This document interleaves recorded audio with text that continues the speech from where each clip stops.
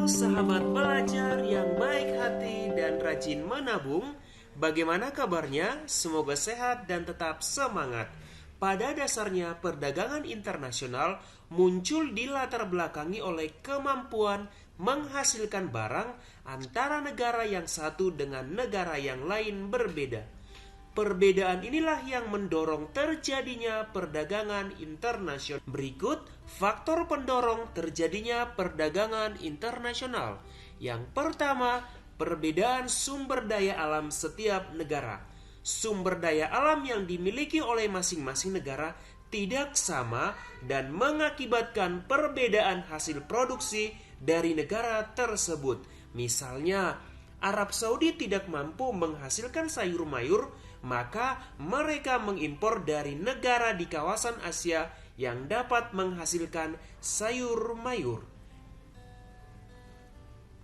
Keunggulan yang dimiliki oleh suatu negara dilihat dari keunggulan sumber daya alam disebut dengan keunggulan absolut atau absolute advantage.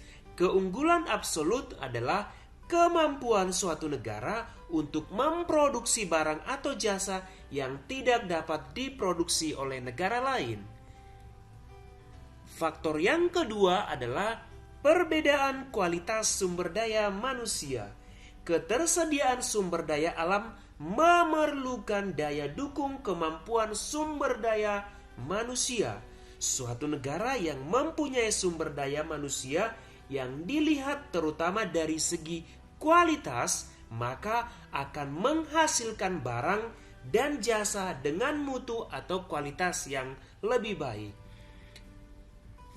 Faktor pendorong yang ketiga adalah perbedaan ilmu pengetahuan dan teknologi. Negara yang menguasai ilmu pengetahuan dan teknologi akan mampu memproduksi barang dan jasa yang lebih banyak, bermutu dan efisien dibanding dengan negara yang tidak menguasainya. Ilmu pengetahuan dan teknologi dapat menghemat biaya, jumlah barang, dan kualitas barang. Keunggulan suatu negara yang memproduksi barang dengan biaya produksi yang lebih murah dibandingkan negara yang lain disebut dengan comparative advantage.